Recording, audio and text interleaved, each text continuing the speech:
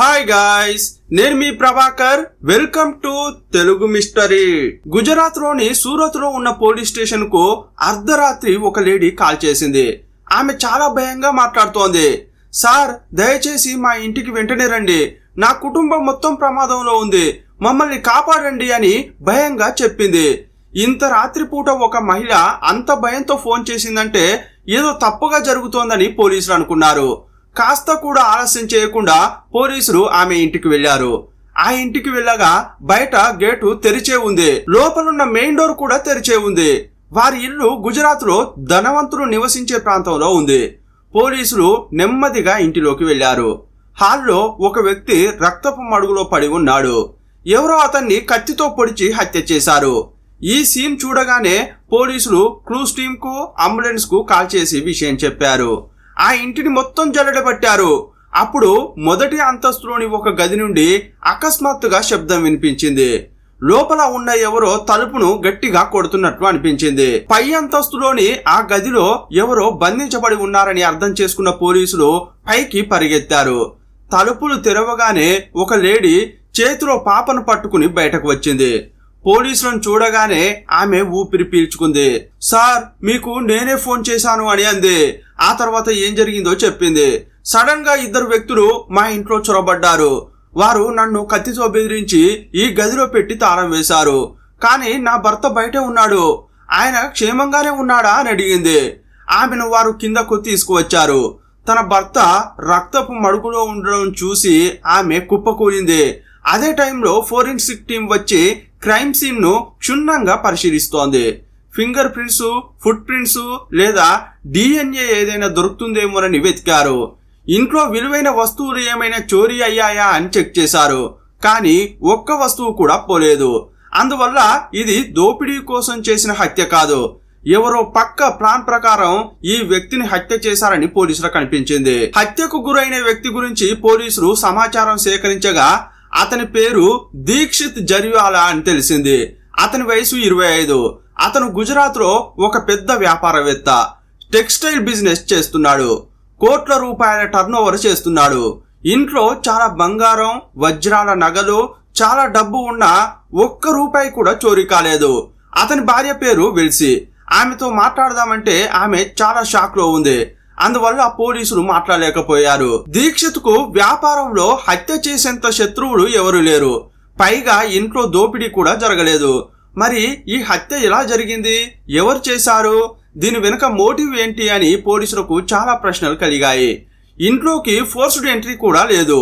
Crime scene కు dog squad ను తీసుకువచ్చినప్పుడు అది నేరం జరిగిన స్థలం నుంచి బయలుదేరి వారి ఇంటి కింద ఉన్న కార్ షెడ్ లో ఆగిపోయింది. అంటే ఈ హత్య చేసిన వ్యక్తులు ఈ కార్ పార్కింగ్ ప్రాంతానికి వచ్చారు. అక్కడి నుంచి పారిపోయారు. అప్పుడు పోలీసులు ఒక విషయం గమనించారు. అదేంటంటే ఆ హంతకులు దీక్షిత్ కారులోనే పారిపోయారు. అతన్ని చంపి అతని కారులోనే పారిపోయారని పోలీసులు తెలుసుకున్నారు. మొదట పోలీసులు ఆ కారును కనిపెట్టడానికి ప్రయత్నించారు. ఒకవేళ కారు దొరికితే దాని లోపల ఏదైనా ఆధారం దొరుకుతుందని అనుకున్నారు. కారు కోసం వెతుకుతుండగా అదే సాయంత్రం వారికి ఆ కారు దొరికింది. దూరంగా ఉన్న ప్రదేశంలో కారును వదిలిపెట్టి వెళ్లారు. కారును స్వాధీనం చేసుకున్న పోలీసులు ప్రతి అంగుళం పరిశీలించారు. కారు లోపల ఎలాంటి ఆధారం దొరకలేదు. కాబట్టి పోలీసులు ఏమనుకున్నారంటే అతనికి వ్యాపారంలో శత్రువులు ఉండవచ్చు.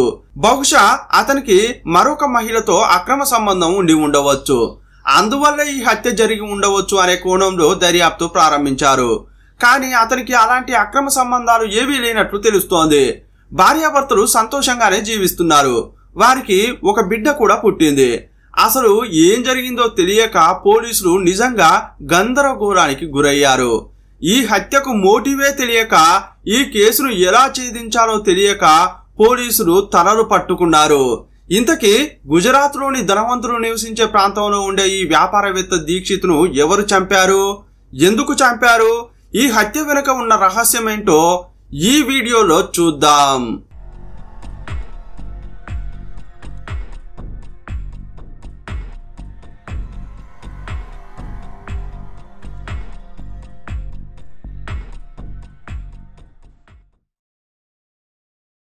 పోలీసులు ఈ కేసును ముందుకు కదిలించడానికి ఎలాంటి ఆధారాలు లేవు. హంతకులు వారి ప్లాన్ ను పక్కాగా అమలు చేసి పారిపోయారు. వేలి ముద్రలు లేవు, ఫుట్ ప్రింట్స్ లేవు, DNA లేదు. ఈ క్రమంలో పోలీసులు సెల్ ఫోన్ రికార్డులు చెక్ చేశారు. ఈ హత్య రాత్రి 11 గంటల తర్వాత జరిగింది. కాబట్టి రాత్రి 11 నుంచి 12 గంటల మధ్య ఆ ఇంటి పరిసరాల్లో సెల్ ఫోన్ లో ఎవరు ఎక్కువగా మాట్లాడారు అని లోకల్ టవర్ లో వివరాలు సేకరించారు. అప్పుడు దాదాపు వేల సంఖ్యలో ఫోన్ రికార్డులు వచ్చాయి. ఆ సెల్ ఫోన్ నంబర్లను ఒక్కొక్కటిగా పోలీసులు విశ్లేషించడం ప్రారంభించారు. దీక్షిత్ భార్య వెల్సీని 2 రోజుల తర్వాత పోలీసులు ప్రశ్నించారు. మీ ఇంటికి వచ్చిన వ్యక్తుల గురించి మీకు ఏమైనా తెలుసా అని అడిగారు. అప్పుడు ఆమె జరిగిందంతా చెప్పింది. సార్, ఆ రోజు జూన్ 27, 2016 నేను మా ఆయన షాపింగ్ కు వెళ్ళాం. మేము ఇంటికి చేరుకునేటప్పుడు రాత్రి 10:55 మేము ఇంటికి వచ్చి కారు పార్క్ చేశాం. సాధారణంగా మేము ఏం చేస్తామంటే పడుకునే ముందు బయట గేటు ఉంటుంది, దానికి తాళం వేస్తాం. ఆ తర్వాత లోపల తలుపు ఉంటుంది, దానికి కూడా తాళం వేస్తాం. ఆ తర్వాత మేమందరం పైకి వెళ్లి పడుకుంటాం. కాబట్టి ఆ రోజు కూడా అదే జరిగింది. మా ఆయన షెడ్ లో కార్ పార్క్ చేశారు. ఆ తర్వాత మెయిన్ గేట్ కి తాళం వేశాడు. ఇక లోపలికి వచ్చి మెయిన్ డోర్ కు తాళం వేశాడు. మా ఆయన ఈ పనులన్నీ పూర్తి చేసే లోపే నేను పై అంతస్తులో ఉన్న మా గదిలోకి వెళ్ళిపోయాను. డ్రెస్ చేంజ్ చేసుకున్నాను. మెడలో ఉన్న నగలను తీసి డ్రెస్సింగ్ టేబుల్ దగ్గర పెట్టాను. అప్పుడే మా ఆయన కూడా లోపలికి వచ్చాడు. లోపలికి రాగానే అయ్యో నేను ఏదో మర్చిపోయానే అని కిందకు వెళ్ళాడు. బహుశా మా కారు పార్కు చేసిన చోట ఆ షెడ్ లో ఒక లైట్ ఉంటుంది. కొన్నిసార్లు మా ఆయన ఆ లైటును ఆపేయడం మర్చిపోతాడు. ఆయన మర్చిపోతే ఆ లైటు రాత్రంతా వెలుగుతూనే ఉంటుంది. అందుకే మా ఆయన ఆ లైటును ఆపడానికి వెళ్ళి ఉంటాడని నేను అనుకున్నాను. కాబట్టి నేను అదంతా ఈజీగానే తీసుకున్నాను. కానీ అకస్మాత్తుగా కింద నుండి భయంకరమైన అరుపులు వినిపించాయి. నేను వెంటనే తలుపు తెరిచి కిందకు వచ్చాను. 2 ముసుగులు వేసుకున్న వ్యక్తులు మా ఆయనను కత్తితో బెదిరించడం చూశాను. వారు కూడా నన్ను చూశారు. అప్పుడు ఒక వ్యక్తి మా ఆయనను పట్టుకున్నాడు. ఇంకో వ్యక్తి నా దగ్గరకు వచ్చాడు. వాడు నన్ను పై అంతస్తులోని గదిలోకి తోసేసి గడియ పెట్టాడు. అంతకంటే ముందే నా రూమ్ లో డ్రెస్సింగ్ టేబుల్ దగ్గర ఉన్న చైన్, నెక్లెస్, బంగారు గాజులు తీసుకున్నాడు. బయట ఉన్న నా భర్తను ఏమైనా చేస్తారా అని భయం వేసింది. అందుకే వెంటనే పోలీస్ స్టేషన్ కు కాల్ చేసి విషయం చెప్పాను అంది. ఆమె రాత్రి 11:15 కాల్ చేసింది. పోలీసులు అక్కడకు 11:45 చేరుకున్నారు. అంతకంటే ముందే దీక్షిత్ హత్య చేయబడ్డాడు. ఇదంతా నోట్ చేసుకున్న పోలీసులు క్రైమ్ ఎలా జరిగి ఉంటుందో అని ఆలోచించారు. అప్పుడు ఏదైనా ఒక క్లూ చెప్పగలరా అని వెల్సీని అడిగినప్పుడు ఆమె ఒక విషయం చెప్పింది. సార్, వారు గుజరాతీలో కాకుండా హిందీలో మాట్లాడుకున్నారు. కాబట్టి ఈ సంఘటనకు పాల్పడిన వ్యక్తులు గుజరాత్ రాష్ట్రానికి చెందిన వారు కాకపోవచ్చు, బహుశా నార్త్ కు చెందిన దొంగలై ఉండొచ్చు అని అంది. ఈ హంతకులను ఎలా పట్టుకోవాలనేది పోలీసులకు సవాలుగా మారింది. ఆ ఇంటిని చెక్ చేసినప్పుడు లాకర్లలోని విలువైన నగలు, బంగారు బిస్కెట్లు ఉన్న వాటిని దొంగలు టచ్ కూడా చేయలేదు. కానీ హత్య చేసిన తర్వాత అతని కారును తీసుకెళ్లారు. మరి కారును ఎందుకు తీసుకెళ్లారు? ఒకవేళ దాన్ని తప్పించుకోవడానికి ఉపయోగించుకున్నారేమో అని అనుకున్నారు. ఈ కేసులో పోలీసులు ఎన్నో విధాలుగా ఆలోచించిన డెడ్ ఎండే వస్తోంది. ఈ కేసు గురించి మీడియాలో వచ్చినప్పుడు ప్రజలు పెద్ద ఎత్తున దీని గురించి మాట్లాడుకున్నారు. ఈ కేసులో క్లూ కనిపెట్టడం కోసం పోలీసులు మొదట ఫోన్ నంబర్లను అనలైజ్ చేశారు. ఆ తర్వాత సీసీటీవీ ఫుటేజీలను పరిశీలించారు. జూన్ 27 రాత్రి సీసీటీవీ ఫుటేజీని చూసినప్పుడు సరిగ్గా రాత్రి 9 గంటలకు వారి ఇంటి ముందు ఒక ఆటో వచ్చి ఆగింది. ఆటో నుండి 2 వ్యక్తులు దిగారు. వారు మాస్కులు వేసుకుని ఉన్నారు. వారి చేతులకు గ్లౌజులు కూడా ఉన్నాయి. ఈ 2 వ్యక్తులు వారి ఇంటి కాంపౌండ్ గోడ మీదకి ఎక్కి లోపలికి దూకారు. ఈ దీక్షిత్ దంపతులు షాపింగ్ చేసి తిరిగి వచ్చేంత వరకు ఆ కాంపౌండ్ గోడ వెనుక దాక్కున్నారు. దీక్షిత్, అతని భార్య సరిగ్గా 10:50కి షాపింగ్ ముగించుకుని ఇంటికి వచ్చారు. 10:55కు కారు ఇంట్లోకి వెళ్లినట్లు రికార్డ్ అయింది. కానీ ఆ తర్వాత ఏం జరిగిందనేది దృశ్యాలు కనిపించడం లేదు. ఇంట్లోకి ఎవరు వెళ్తున్నారు, ఎవరు బయటకు వస్తున్నారు అనేది మాత్రమే కనిపించింది. వారు సరిగ్గా 10:55కి లోపలికి వెళ్లారు. తర్వాతి 20 నిమిషాల్లో అంటే 11:20కి దీక్షిత్ కారులో ఆ 2 పారిపోయారు. కానీ హంతకుల ముఖాలు కనిపించలేదు. వారిని దించిన ఆటోకు నంబర్ ప్లేట్ కూడా లేదు.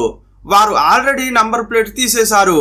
ఈ ఇంటి నుండి కారును తీసుకెళ్లి ఎక్కడైతే వదిలిపెట్టారో అక్కడి వరకు సీసీటీవీ కెమెరాల ఫుటేజీని పరిశీలించారు. కానీ ఎక్కడ వారి ముఖాలు కనిపించలేదు. దీనంతటిని బట్టి చూస్తే నిందితుడు పక్కా ప్లాన్ తో వచ్చినట్లు పోలీసులకు అర్థమైంది. దీక్షిత్ను హత్య చేసిన తర్వాత అతని ఇంటి నుంచి కారులో పారిపోతే ఎటువైపు వెళ్ళాలి, ఏ వీధి గుండా వెళ్ళాలి, ఏ ప్రాంతంలో తక్కువ సీసీటీవీ కెమెరాలు ఉన్నాయి అనేది పక్కాగా తెలుసుకుని ప్లాన్ అమలు చేశారని తెలుసుకున్నారు. ఒక్క క్లూ కూడా దొరకకపోవడంతో ఈ కేసులో ఎలా ముందుకు వెళ్లాలో పోలీసులకు అర్థం కాలేదు. ఇదే సమయంలో పోలీసుల మధ్య చర్చ జరిగింది. అప్పుడు ఒక సీనియర్ పోలీస్ ఆఫీసర్ కీలకమైన పాయింట్ చెప్పాడు. యాక్చువల్ గా ఆ ఇంట్లో ఉమ్మడి కుటుంబంగా నివసిస్తున్నారు. దీక్షిత్, అతని భార్య, దీక్షిత్ తల్లిదండ్రులు, తాతయ్య, నానమ్మ కూడా ఆ ఇంట్లోనే ఉండేవారు.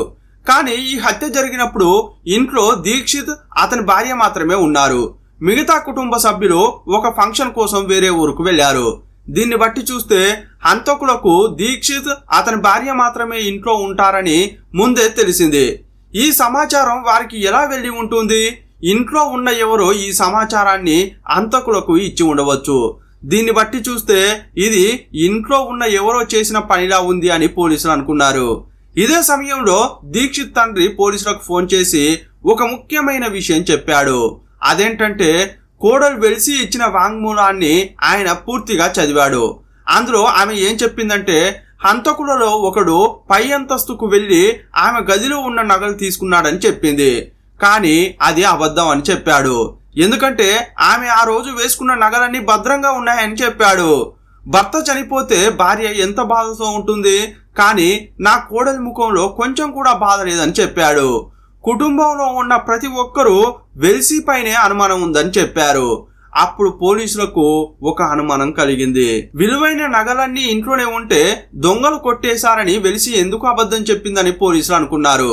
అప్పుడు దీక్షిత్ తండ్రి ఇంకో ముఖ్యమైన విషయం చెప్పాడు. సార్, నా కోడలు ఏం చెప్పింది? కార్ షెడ్ లో లైట్ ఆపడం నా భర్త మర్చిపోయాడు, అందుకే తలుపులు తెరిచి తిరిగి బయటకు వెళ్ళాడు, అప్పుడే దొంగలు లోపలికి వచ్చారని చెబుతోంది. కానీ దానికి అవకాశమే లేదు.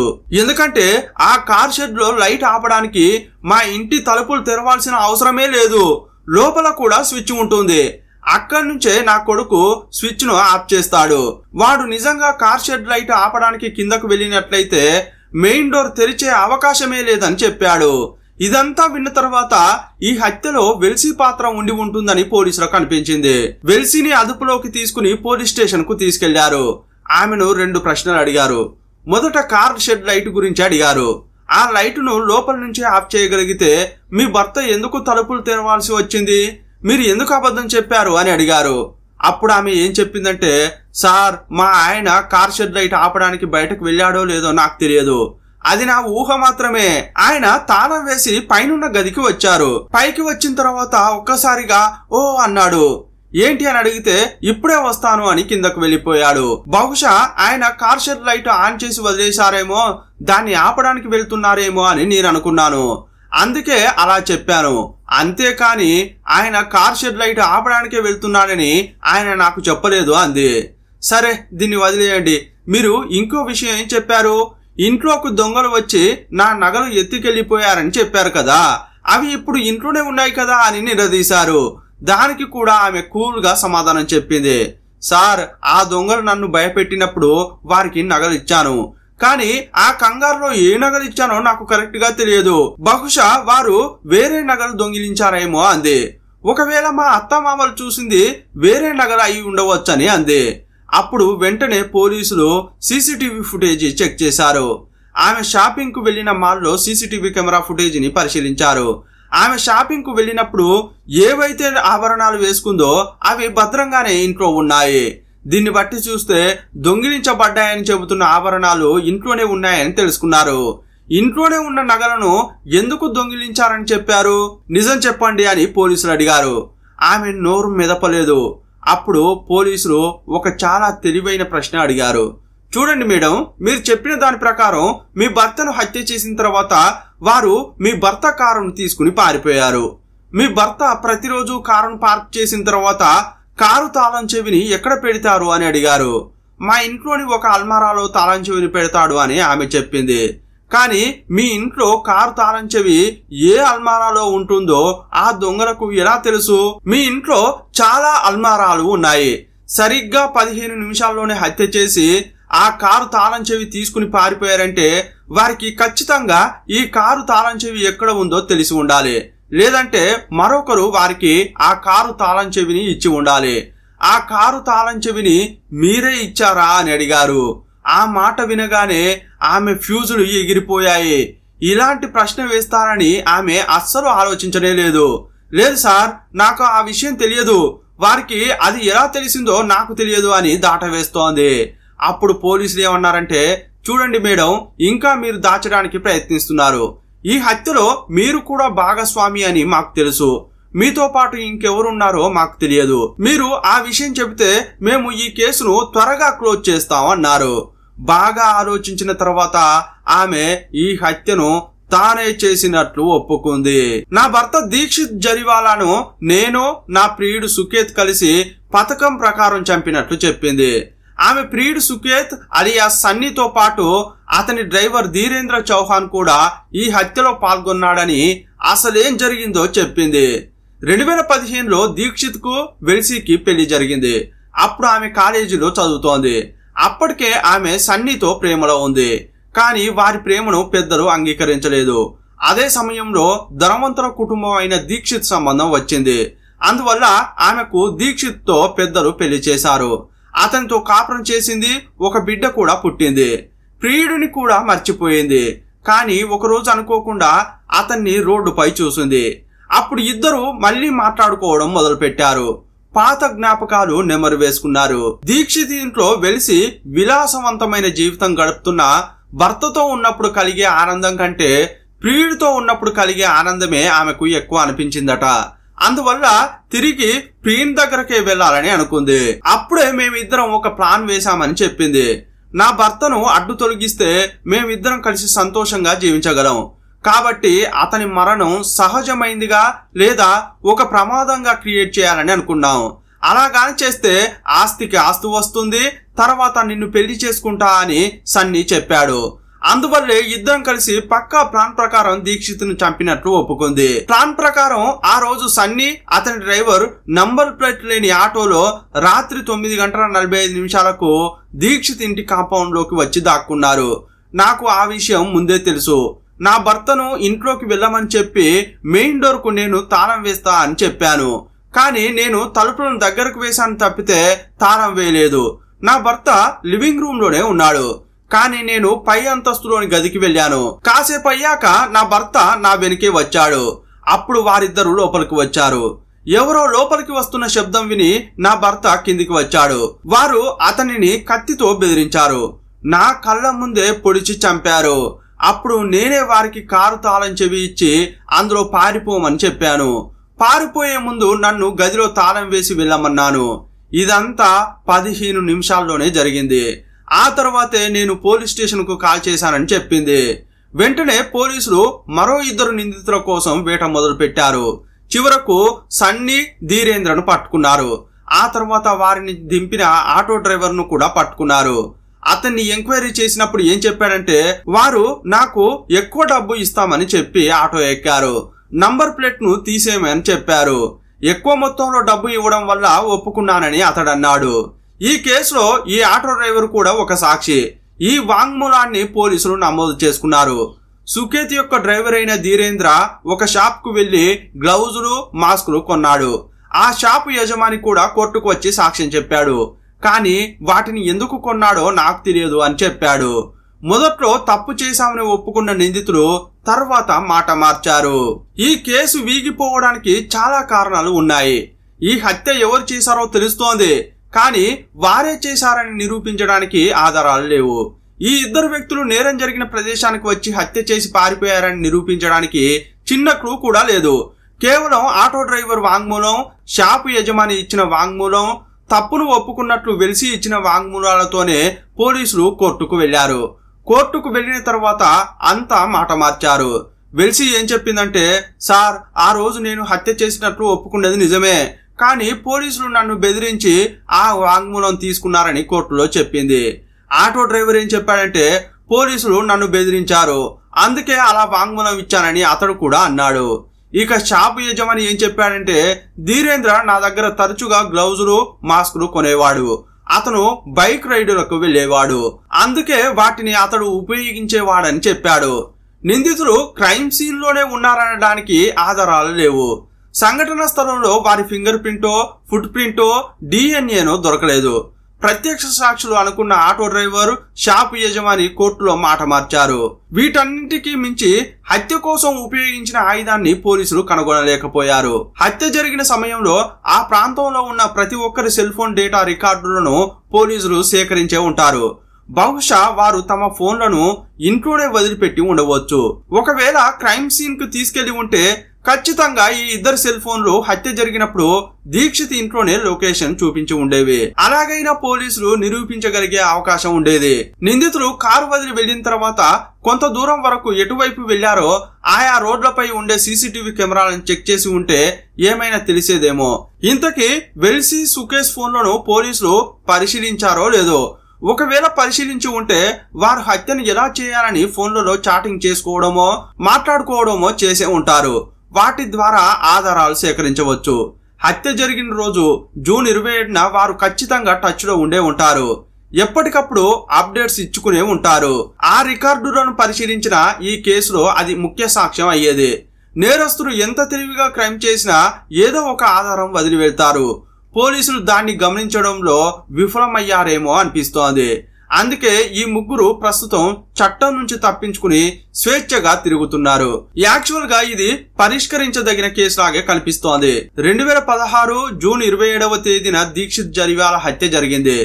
దాదాపు 3.5 సంవత్సరాల తర్వాత అంటే 2020లో స్థానిక కోర్టు ఈ కేసులో తీర్పునిచ్చింది. ముగ్గురు నిందితులు అంటే వెల్సీ, సుకేతు, ధీరేంద్రను నిర్దోషులుగా ప్రకటించింది. కోర్టుకు సాక్ష్యాలు మాత్రమే కావాలి. ఒకవేళ నిందితులు తామే తప్పు చేశామని ఒప్పుకున్నా కూడా వారు తప్పు చేశారని నిరూపించే ఆధారాలను కోర్టుకు సమర్పించాలి. అప్పుడే వారు తప్పు చేసినట్లు కోర్టు నమ్ముతుంది. ఆ తర్వాతే శిక్ష విధిస్తుంది. ఈ కేసులో వెల్సీ ఇచ్చిన వాంగ్మూలం ప్రకారమే అంతా జరిగి ఉంటుందా, లేక పోలీసులు ఆమెను బెదిరించి ఆమె నుంచి ఆ విధంగా వాంగ్మూలం తీసుకుని ఉంటారా? మీ అభిప్రాయం ఏంటో కామెంట్ బాక్స్ లో రాయండి. మరో వీడియోలో మళ్ళీ కలుసుకుందాం. అప్పటి వరకు బాయ్ బాయ్.